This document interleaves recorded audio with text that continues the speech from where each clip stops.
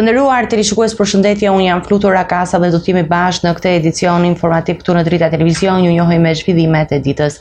Muxhi Shaljani ka ndruar jetë pas plagëve të rënda të marra në atentatin e 11 nëntorit pranë aeroportit të Rinasit, ku humbi jetën në vend Gilman Dodani. Policia ka konfirmuar se Shaljani ndroi jetë gjatë natës në spitalin e traumës. Shaljani ndodhi në gjendje të rëndë në spitalin e traumës pasi kishte marrë 10 plumba në trup. Ai sapo ishte kthyer nga Spanja bashkë me mikun e tij Gilman Dodani, kur ndaj automjetit me të cilin lëviznin u qellua me breshëri plumbash. Muxhi Shaljani ka ndruar jetë 5 ditë pas atentatit të rëndë të ndodhur mesditën e 11 nëntorit pranë aeroportit të Rinasit. 42 vjeçari u shua në spitalin e traumës, ku po mbahej në gjendje kritike për jetën, pasi u qellua me breshëri automatiku së bashku me mikun e tij Gilman Dodanin, që humbi jetën menjëherë në vendngjarje. Ngjarja rronditi opinionin publik për mënyrën e kryerjes së saj, por edhe për faktin se Shaljani vetëm pak muaj më parë ishte bërë pjesë e AMP-s si agjent në një procedurë të kontestuar si shkelje e ligjet. Sipas njoftimit zyrtar të policisë, Shaljani ndroi jetë gjatë natës si pasojë e plagëve të marra, duke e kthyer atentatin në 2 viktima. Të dy burrat, Dani dhe Shaljani, sapo kishin dalë nga rrethimi i aeroportit, ku një automjet u afrua pranë tyre dhe 3 persona të maskuar zbritën nga makina me armë në duar. Ato hapën zjarr pa hezitim ndaj Mercedesit të bardhë që drejtohej nga Shaljani duke shpuar me 10 plumba.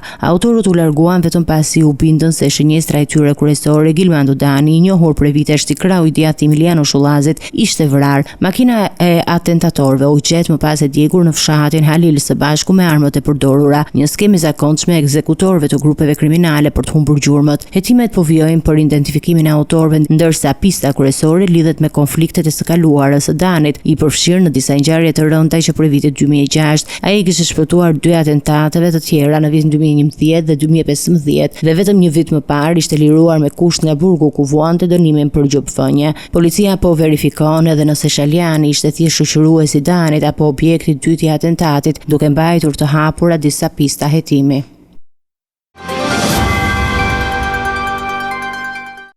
Kryeministri Edi Rama zhvilloi një takim me banorët e njësisë numër 3 ku diskutoi projektin e kamerave inteligjente.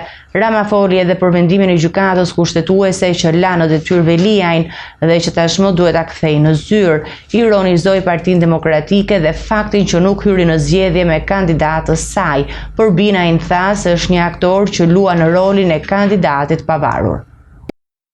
Në njësi numër 3 të Tiranës, kryeministri Edi Rama u takua me banorët për të prezantuar projektin e sistemit me kamera inteligjente, duke komentuar gjithashtu mbi atentatin e fundit pranë aeroportit të Rinasit. Nëse do të kishim atë sistem në këmbë, ajo ngjarje e Rinasit që ndodhi do të ishte zbardhur në kohë reale. Po nuk është problemi tek zbardhja. Problemi është që në momentin që ai sistem funksionon, parandalon, siç e ka treguar rasti në Emirate apo në vende të tjera që kanë sisteme të tilla, parandalon në mënyrë jashtëzakonisht efikase. Ne jo vetëm që do ta kemi këtë sistem, por do t'i shohim hajrin edhe besoj që do na ndihmojë edhe për shqetësimin shumë të drejtë që ngritet. Drejtimi i bashkisë më të madhe në vend nuk pun të bëhet me delegim, tha Rama duke u referuar vendimit të gjykatës kushtetuese për kryebashkiakun Erion Veliaj. Asnjë qytet nuk mund të qeveriset me telekomand apo me delegim, por mendimi ndryshe i gjykatës kushtetuese të çon në konkluzionin që kur kryetari i bashkisë të shkojë atje për të kërkuar të kthehet në zyrë, gjykata kushtetuese ta kthejë në zyrë.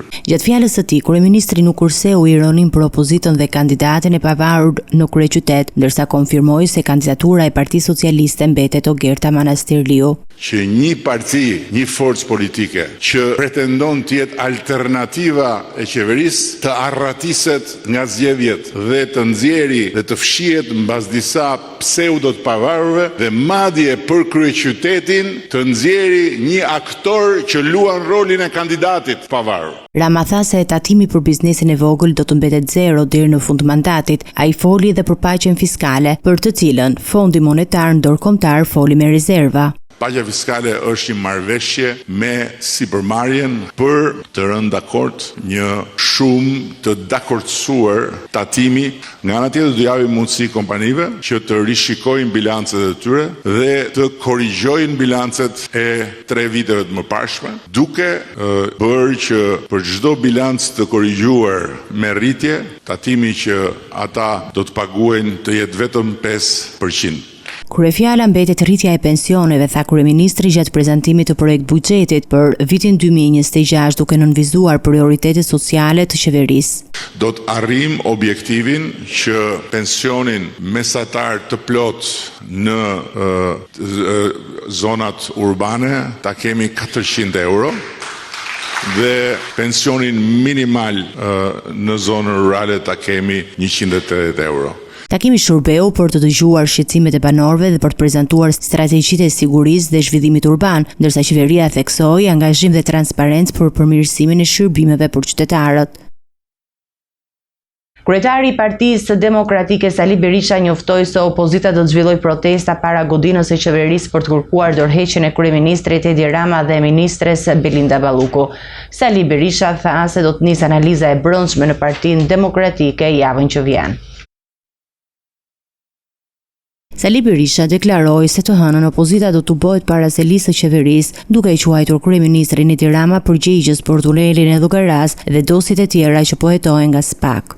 Hapim protestën e parlamentin qytetar, foltorën parlamentare qytetare para kryeministrisë. Një herë në javë, ku deputet dhe qytetar do flasin, do thonë zërin e tyre. Pra, ky është qëllimi i kësaj proteste. Protestat tjera do po projektohen dhe do organizohen, por ato do pregaditen dhe do thirren në kohën më të përshtatshme. Krahas betejës me qeverinë, Berisha paralajmëroi nisjen e analizës dhe turit të dëgjesave me qytetarët. Analiza do filloj me njëherë dhe turi im do filloj me njëherë. Pres me pa durim ta filloj. Filloj takimet në të katër anët e Shqipërisë me demokratët, qytetarët, me shpresën dhe besimin më të madh se shqiptarët me guximin, energjinë dhe kurajën e tyre do përballen dhëm për dhëm me këtë regjim dhe do çelin përsëri. Sali Berisha e quajti farsë zgjedhjet e pjesëmet në 5 bashki. Në bashkëbisedim me qytetarët, Berisha tha se nuk ishte gabim fakti që dolën me kandidat pavarur, por sipas tij edhe ky variant dështoi se Rama nuk bën zgjedhje. Opozita dëshmoj dhe duhet dëshmoj vullnet për hapje. Dhe njëherë i falenderoj shumë të gjithë ata që kandidatuan si të pavarur. Por çfarë faktoi kjo? Se në asnjë variant Edi Rama zgjedhje nuk bën. Së dyti, populli e braktisë Edi Rama. Një braktisje e ekzemplare. Lideri e opozitës e reagoi gjithashtu ndaj deklaratës së Ramës për përdorimin e kamerave inteligjente në zbardhjen e atentatit në Rinas. Ky deklaroi se na mungonin kamerat. Po cilat kamera mungonin? Po shqiptarët për atyre kamerave që janë aty pan çdo gjë, pan gjithçka me detaj. Berisha u ndal edhe në çështjet e shëndetit të qytetarëve. Në kthetrat e më të pamëshirës, vdekjes kryen një krim kundër njerëzimit, pajlaçe.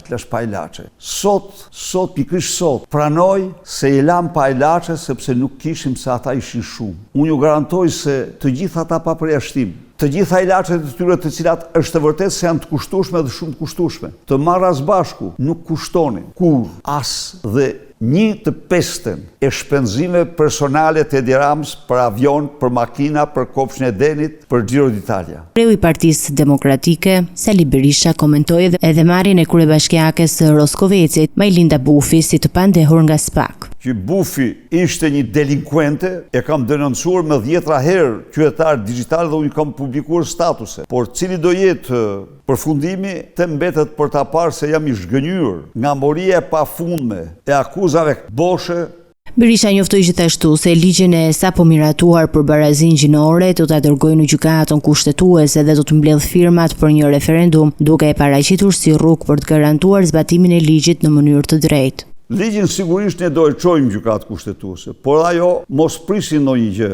Gjykata kushtetuese është në kontroll, ka faktuar që është në kontroll në tërësi, jo në çdo akt. Ne do bëjmë gjithçka që ta zbërthejmë, ta qartësojmë para çdo qytetari këtë ligj dhe të kërkojmë referendum për abrogimin e tij.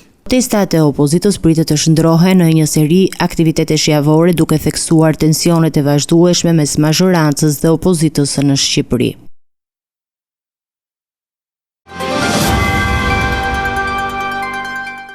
Një shpërthim e lëndë eksplozivit ronditi mesnatën e kaluar një restoran në bulevardin Blu të Kamzës. Asia që ka plasur ka qenë e vogël pasi janë thyer disa xhama të fasadës. Në kamerat e restorantit duket autori që afrohet dhe le lëndën plasëse i maskuar dhe largohet pastaj me vrap në këmbë. Rreth 2 orë pas mesnatës, një shpërthim i fuqishëm tronditi restorantin e kunetërve Bener Delezi dhe Klodian Murati në bulevardin Blu të Kamzës. Policia dyshon se në këtë sulm janë përdorur rreth 200 gram lëndë eksplozive. Pamjet e kamerave të sigurisë tregojnë një person që lëviz në këmbë vendos lëndën eksplozive në pjesën e pasme të lokalit dhe aktivizon përmes një fitili para se të largohet pa u kapur nga shpërthimi. Kuzhina e restorantit posoi dëme të mëdha, ndërsa pallati përballë u dëmtua me pothuajse të gjitha xhamat e thyer. Pronari i lokalit dhe bashkëpunëtorët e tij janë thirrur në komisariat, ku kanë pohuar se nuk ishte konflikte të hapura. Megjithatë, policia po vijon hetimet dhe po shqyrton disa pista për motivet e sulmit dhe identifikimin e autorit. Autoritetet paralajmërojnë se ngjarje të tilla po trajtohen me prioritet të lartë, ndërsa komuniteti lokal mbetet i shqetësuar për sigurinë në zonë. Policia e Tiranës dhe Shkodrës ka vënë pranga 2 persona të dyshuar për mashtrim financiar dhe ndihmë për kalim të palishëm të kufirit. Njëri prej tyre akuzohet për përvetësimin e 21.000 eurove, ndërsa tjetri për trafik e migrantësh nga lindja e mesme dhe Azia. 2 shtetas kanë rënë prangat e policisë në 2 operacione të ndara në Tiranë dhe Shkodër të lidhura me mashtrime për udhtim të pajlishëm të emigrantëve drejt vendeve të Bashkimit Evropian. Në Tiranë u arrestua 40 vjeçari Ahmet Bellahu pas dyshimeve se ka mashtruar një qytetar duke i marrë 21.000 euro me pretentimin se do t'i siguronte dokumentacionin për të udhëtuar në Shtetet e Bashkuara të Amerikës. Arrestimi u krye nga efektivët e komisariatit numër 2, ndërsa rezulton se Bellahu është dënuar edhe më parë në vitin 2024 me 6 vite burg për mashtrime pasoja të rënda në një rast identik. Ndërkohë në Shkodër është vënë pranga 43 vjeçari nga Mamurasi, i cili dyshohet se kundrejt pagesës prej 400 deri në 500 euro për person, ndihmonte emigrant nga lindja e mesme dhe Azia të kalonin ilegalisht kufirin drejt malit të zi. Ai u kap në flagrancë në fshatin Vukpalaj, teksa transportonte në automjet 6 emigrant, 3 nga Siria dhe 3 nga Egjipti. Policia sekuestroi mjetën e përdorur në transport, ndërsa hetimet vijojnë për të zbardhur nëse 43 vjeçari vepronte i vetëm apo ishte pjesë e një rrjeti të strukturuar. Policia e Lezhës ka goditur një aktivitet kriminal të zhvilluar brenda një lokali në qendër të qytetit ku përveç shërbimeve të pijeve dyshohet se kryej përpunim dhe shitje lëndëve narkotike. Pronar administratori i lokalit është arrestuar, ndërsa hetimet po vijojnë për bashkëpunëtor të mundshëm. Në kuadër të operacionit të goduar shëtitoria, uniformat blu kanë vënë pranga krenar Berishën, një njohur dhe me mbiemrin Shabani, pronar dhe administrator një lokali të vendosur në zonën qendrore të Lezhës. Gjatë kontrollit të BEF të efektivëve, 43 vjeçari u përpoq si shmange i policisë duke u larguar me vrap dhe gjatë ndjekjes hodhi në lum i ndri një çantë. Pas rikuperimit, brenda saj u gjetën doza të gatshme me lëndë narkotike kanabis. Kontrollet vijua në lokalin e marrë me qira nga i arrestuari, ku policia i gjeti dhe një çantë tjetër të fshehur brenda së cilës ndodheshin qindra doza kanabisi të përgatitura për shitje. Sipas policisë, operacioni u zhvillua mbi bazën e të dhënave të siguruara në rrugë operative, ndërsa hetimet janë përqendruar në identifikimin e personave të tjerë që mund të jenë të përfshirë në këtë aktivitet kriminal.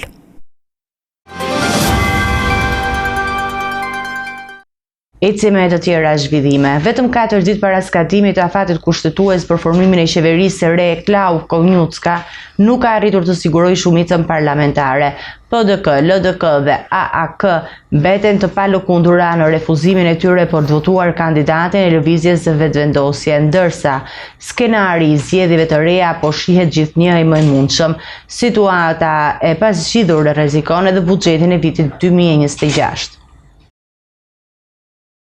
Në Prishtinë, dinamika politike mbetet e bllokuar pak ditë para afatit të fundit për formimin e qeverisë së re. Klau Konjovsa, i mandatuar pas dështimit të kandidatit të parë të lëvizjes vetvendosje, nuk ka arritur të marrë mbështetjet e partive opozitare, duke lënë të hapur vetëm skenarin e zgjedhjeve të jashtëzakonshme. Partitë opozitare PDK, LDK dhe AAK kanë ripërsëritur se nuk do të votojnë për Konjovskën. LDK e ka quajtur të pamundur mbështetjen, duke kujtuar se propozimi i saj për zgjedhjet e ngërçit politik i bërë që në prill u refuzua. Sipas tyre, vendi duhet i drejtojë zgjedhjeve të reja për shkak se zgjidhje tjetër nuk ka. Edhe AAK ka bërë të qartë se nuk do të jap vot për të mandatuarin e LVV-s. Përfaqësues të kësaj partie kanë konfirmuar se ka pasur përpjekje individuale për të siguruar vota, për qëndrimi i tyre mbetet i pandryshuar. Sipas tyre, LVV nuk ka treguar vullnet për të ndërtuar institucione që prej seancës së parë së legjislaturës së re. Në këtë situatë, analistët politik shprehin skeptizëm se Konjufska mund të sigurojë votat e nevojshme. Sipas tyre, nuk ka asnjë indikim se parlamenti do të arrit të formojë një qeveri të re, ndërsa qeveria e përkohshme nuk mund të quhet teknike në kuptimin klasik të fjalës. 9 muaj pas zgjedhjeve të 9 shkurtit, Kosova mbetet pa institucione të reja, ndërsa zvarritja po shtron rrezikun për mosmiratimin në kohë të buxhetit të vitit 2026, me afatin kushtetues drejt fundit, vendi duke gjithnjë më pranë një tjetër procesi zgjedhor.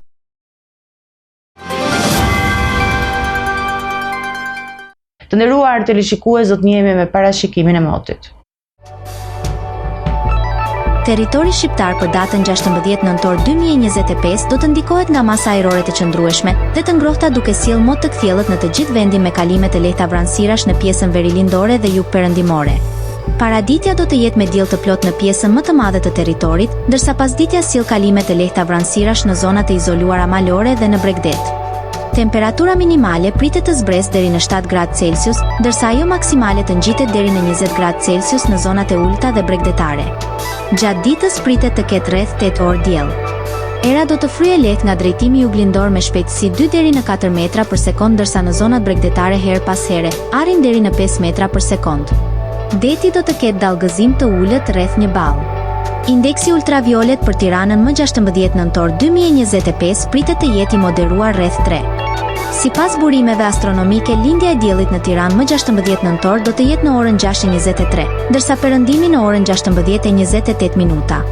Temperaturat minimale dhe maksimale për disa qytete kryesore të Shqipërisë do të jenë si më poshtë. Shkodër, 11 deri në 17 gradë Celsius. Kukës, 11 deri në 18 gradë Celsius. Peshkopi, 11 deri në 17 gradë Celsius. Tiranë, 14 deri në 19 gradë Celsius. Durrës, 12 deri në 19 gradë Celsius. Kavaj, 11 deri në 19 gradë Celsius. Elbasan, 13 deri në 19 gradë Celsius. Bera, 11 deri në 20 gradë Celsius. Korç, 7 deri në 16 gradë Celsius. Vlorë, 15 deri në 20 gradë Celsius. Gjirokastër, 11 deri në 18 gradë Celsius. Sarand, 13 deri në 19 gradë Celsius. Territori i Kosovës për datën 16 nëntor 2025 do të jetë në ndikimin e kushteve atmosferike të qëndrueshme me mot të kthjellët dhe kalime vranësirash të lehta në disa zona të izoluara gjatë pasdites. Paraditja do të jetë me kthjellime të dukshme, ndërsa pasditja sjell vranësira të lehta në zonat qendrore dhe veriore. Temperatura minimale pritet të zbresë deri në 2 gradë Celsius, ndërsa ajo maksimale të ngjitet deri në 19 gradë Celsius në jugperëndim të Kosovës. Era do të fryejë lehtë nga drejtimi verilindor me shpejtësi 2 deri në 4 metra për sekond. Indeksi ultraviolet për Prishtinën më 16 nëntor 2025 pritet të jetë i ulët rreth 2. Sipas burimeve astronomike, lindja e diellit në Prishtinë më 16 nëntor do të jetë në orën 6:21, ndërsa perëndimi në orën 16:19 minuta. Temperaturat minimale dhe maksimale për disa qytete kryesore të Kosovës do të jenë si më poshtë. Mitrovica, 6 deri në 16 gradë Celsius. Podujev, 2 deri në 15 gradë Celsius. Skënderaj, 5 deri në 16 gradë Celsius. Pej, 7 deri në 16 gradë Celsius. Prishtinë, 5 deri në 15 gradë Celsius. Gjakov, 4 deri në 19 gradë Celsius. Malishev, 7 deri në 16 gradë Celsius. Gjilan, 5 deri në 15 gradë Celsius. Ferizaj, 6 deri në 16 gradë Celsius. Kaçanik, 7 deri në 17 gradë Celsius. Suhare, 8 deri në 17 gradë Celsius. Prizren, 7 deri në 18 gradë Celsius.